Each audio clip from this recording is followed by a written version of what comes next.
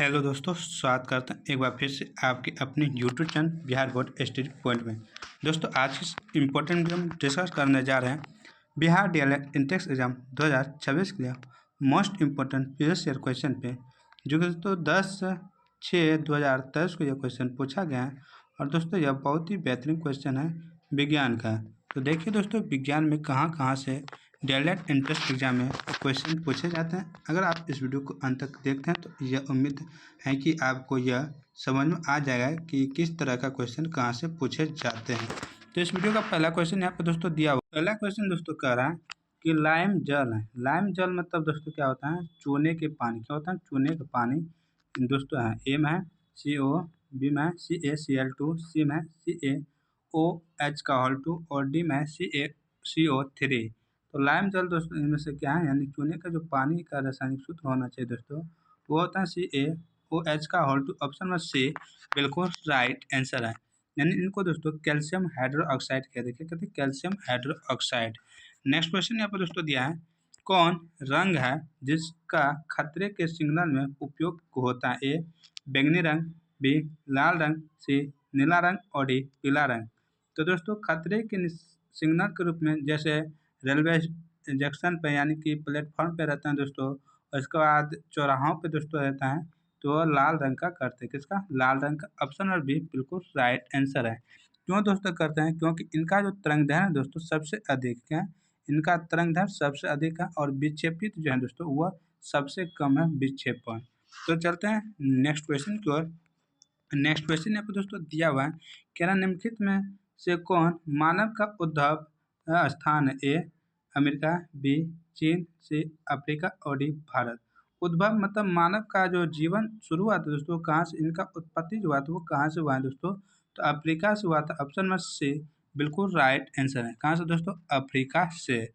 Next question यहाँ पे दोस्तों दिया हुआ है, कह रहा है पृथ्वी के वायुमंडल में कार्बन गैस का प्रतिशत कितना? ए 0.06, बी 0.02, सी 0.003 और डी 0.04। तो दोस्तों पृथ्वी के वायुमंडल में कार्बन गैस का जो प्रतिशत है दोस्तों वह है 0.0003। ऑप्शन नंबर सी बिल्कुल राइट आंसर है। दोस्तों अगर नाइट्रोजन का पूछता तो कितना देते? 78%। और इसके बाद दोस्तों अगर ऑक्सीजन का पूछता तो 20.99 होता है, तो और अप्रोक्स मानते हैं 21%। ये भी आप याद रखिए। नेक्स्ट क्वेश्चन यहाँ पर दोस्तों दिया हुआ है, कह रहा है विक्टर ने वर्गीकरण के लिए कितने मापदंडों का उपयोग किया था? ए 1, बी 5, सी 4 और डी 3। तो दोस्तों इनका राइट आंसर है दोस्तों 5। कितने? 5। ऑप्शन नंबर बी बिल्कुल राइट आंसर है दोस्तों। 1969 ईस्वी में किया था। कितने? तो 5। जैसे इनमें आता है मोनेरा, प्रोटिस्टा, फंजाई, प्लांटी और एनेमिलिया। मोनेरा, प्रोटिस्टा, फंजाई, प्लांटी और एनीमेलिया। तो ये आप याद रखिएगा। नेक्स्ट क्वेश्चन यहाँ पे दोस्तों दिया है, सभी क्या कहते हैं दोस्तों? यहाँ पे दिया हुआ है सभी कशेरुकियों की एक सामान्य विशेषता। ए शरीर का सिर, गर्दन, धड़ और पूंछ में विभाजन, बी क्रियात्मक उपांगों के दो जोड़े, सी वही कंकाल और डी सिर। तो दोस्तों इनका राइट आंसर है सिर। क्या है? ऑप्शन नंबर डी बिल्कुल राइट आंसर है सिर। नेक्स्ट क्वेश्चन यहाँ पर दोस्तों दिया है, कह रहा है पत्ती के किनारों के साथ पानी का बूंदों के रूप में निकलना कहलाता है। यानी कि पत्ती के जो किनारा होता है दोस्तों स्टोमाटा, इनसे जो बूंदों के रूप में जो पानी निकलता है उसको क्या कहते हैं? ए वाष्पोत्सर्जन, बी स्रवण, सी गुड टेंशन और डी वाष्पीकरण। तो दोस्तों इनको कहते हैं guttation. Option number C बिल्कुल राइट आंसर। क्या कहते हैं? गुंटेशन यानी बिंदु स्राव। नेक्स्ट क्वेश्चन यहाँ पर दोस्तों दिया हुआ है और दोस्तों यह नम्रता का क्वेश्चन है। यहाँ पर आप देख सकते हैं, बहुत छोटा कर देते हैं दोस्तों। तो यहाँ पे आप देख सकते हैं इनको, कह रहा है कि 3 प्रतिरोध चित्रा यहाँ पे दिया हुआ है चित्र में कि त्रिभुज ABC की भुजाओं के क्रम में जुड़े हैं। ए तथा बी के सिरों के बीच जो समतुल्य प्रतिरोध होता है यानी कि R जो होता है रेसिस्टेंस, वो कहता है क्या होगा? यानी कि इनको निकालने के लिए कहता है। तो दोस्तों सबसे पहले ये जो है दोस्तों यहाँ से यहाँ करेंगे, फिर यहाँ से तो एक श्रेणी बनेगा, एक समांतर बनेगा। आप याद रखिएगा कितना? एक श्रेणी एक समांतर। तो इनको डायरेक्ट हम कर देंगे तो 60 प्लस कितना होगा 100, तो ये हो जाएगा कितना दोस्तों 160, क्योंकि दोस्तों ये और ये किसी तरह करेंगे तो दोस्तों एक वो क्या होगा श्रेणी में होगा, दूसरा समांतर होगा, तो यह 60 प्लस 100 कितना हो गया 160। फिर दोस्तों आएंगे 160 और 40 में दोनों को समांतर क्रम में जोड़ते हैं, तो समांतर में हो जाएगा दोस्तों, तो 60 गुना 40 बटे 160 प्लस 40 कर दें यानी 200, तो ये गया इससे गया 2 दूनी 4 यानी इनका हो गया 32 ओम। कितना दोस्तों 32 ओम। तो इनका जो राइट आंसर है दोस्तों क्या है 32 ओम। ऑप्शन नंबर बी बिल्कुल राइट आंसर है। नेक्स्ट क्वेश्चन यहाँ पर दोस्तों दिया हुआ है, कह रहा है कि रिक्तिका को घेरने वाली झिल्ली कहलाती है ए टोनोप्लास्ट, बी मध्य पटलिका, सी प्लाज्मोलेमा और डी कोशिका झिल्ली। तो रिक्तिका को घेरने वाली जो झिल्ली होती है दोस्तों उनको कहते हैं टोनोप्लास्ट। ऑप्शन में ए बिल्कुल राइट आंसर। क्या दोस्तों टोनोप्लास्ट। नेक्स्ट क्वेश्चन यहाँ पर दोस्तों दिया हुआ है, नेक्स्ट क्वेश्चन कह रहा है, कहना है दोस्तों कुंडनकुलम नाभिकीय ऊर्जा केंद्र भारत के किस राज्य में स्थित है। कौन सा कुंडनकुलम, ए असम, बी बिहार, सी ओडिशा और डी तमिलनाडु।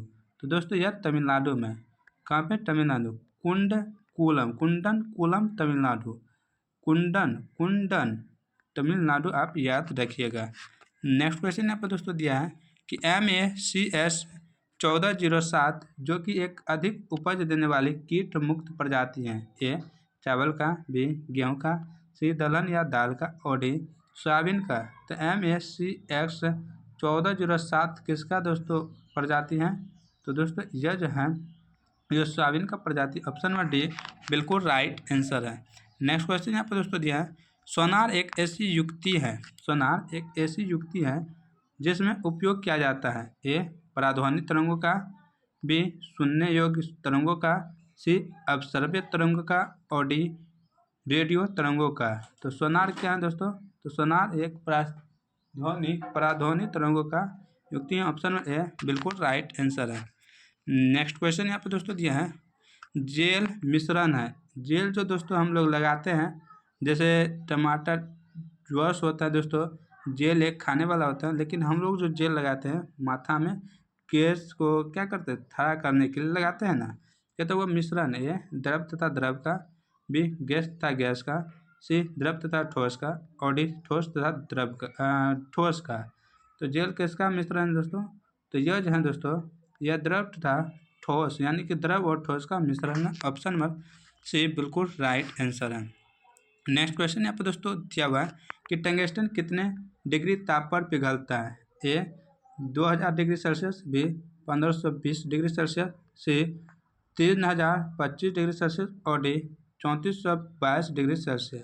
तो टंगस्टन कितने डिग्री पर दोस्तों पिघलता है, तो यह 3422 डिग्री सेल्सियस पर पिघलता है। ऑप्शन नंबर डी बिल्कुल राइट आंसर है। दोस्तों टंगस्टन का प्रयोग विद्युत बल्ब के फिलामेंट, विद्युत बल्ब के फिलामेंट में करते हैं टंगस्टन का प्रयोग, आप याद रखिएगा। नेक्स्ट क्वेश्चन यहाँ पर दोस्तों दिया हुआ है और ये भी न्यूमेरिकल का दोस्तों, कहना कि एक बालक अपने घर से पूरब में 100 मीटर, कितना दोस्तों 100 मीटर की दूरी कितना सेकंड में 50 सेकंड में तय कर अपना दिशा बदल देता है और पुनः 100 मीटर की दूरी 50 सेकंड में तय कर वापस घर लौट जाता है, तो उस बालक का औसत वेग क्या है। तो जब भी ऐसा दोस्तों प्रश्न दिया रहेगा इस तरह का, तो दोस्तों 100 में से 100 यानी कि कुल विस्थापन 0 हो जाता है दोस्तों, और कुल समय कितना होता है तो 100 होता है। तो दोस्तों विस्थापन क्योंकि गया फिर वो आपस आ गया वही जगह पे, तो विस्थापन 0 हो गया और समय कितना तो 100 हो गया।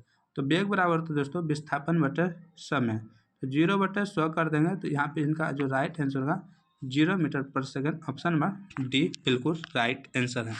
नेक्स्ट क्वेश्चन यहाँ पर दोस्तों दिया हुआ है, कह रहा है इनमें से कौन सबसे सक्रिय धातु है, ए लेड, बी लोहा, सी कॉपर और डी पारा। सबसे सक्रिय धातु कौन सा है इनमें से दोस्तों, तो लोहा। ऑप्शन नंबर बी बिल्कुल राइट आंसर है, सबसे सक्रिय। और वास्तविक रूप से सबसे सक्रिय धातु कौन सा होता है, तो दोस्तों पोटेशियम होता है, आप याद रखिएगा, लेकिन ऑप्शन में नहीं था इसलिए लोहा हो गया। यहाँ पे दोस्तों दिया हुआ है एथेनोइक अम्ल का जलीय विलयन कहलाता है, ए इनमें से कोई नहीं। B tolerance reagent. सी फेलिंगवेलियन। और डी सिरका। तो एथेनोइक अम्ल जो कहलाता है दोस्तों वो कौन सा कहलाता है? सिरका कहलाता है। ऑप्शन नंबर डी बिल्कुल राइट आंसर है। तो 5 से 6% एसिटिक अम्ल जो होता है ना वही सिरका कहलाता है, 5 से 8%। कहीं कहीं पर आपको 6 से 8% भी मिल जाएगा, आप याद रखिएगा। नेक्स्ट क्वेश्चन यहाँ पर दोस्तों दिया हुआ है, कह रहा है वाष्पीकरण की प्रक्रिया के कारण वस्तुएं ए गर्म होती हैं, बी इनमें से कोई नहीं, सी ताप बढ़ जाता है, और डी ठंड होती हैं। तो वाष्पीकरण की प्रक्रिया के कारण दोस्तों वस्तु जो है वो क्या होता है? ठंड होती है। ऑप्शन नंबर डी बिल्कुल राइट आंसर है। चलते हैं नेक्स्ट क्वेश्चन की ओर दोस्तों। नेक्स्ट क्वेश्चन है एम और 4m द्रव्यमान की दो वस्तुएं समान गति ऊर्जा से चलायमान यानी चल रहा है तो उसके वेग का अनुपात क्या होगा? तो दोस्तों उनके वेग का जो अनुपात होगा दोस्तों वो क्या है यह पूछ रहा है। तो दोस्तों इनका सूत्र 1/2m v1 का होल स्क्वायर बराबर 1/2 4m बराबर v2 का होल स्क्वायर। आप यह सूत्र पर बैठा दीजिए तो दोस्तों हो जाए क्या?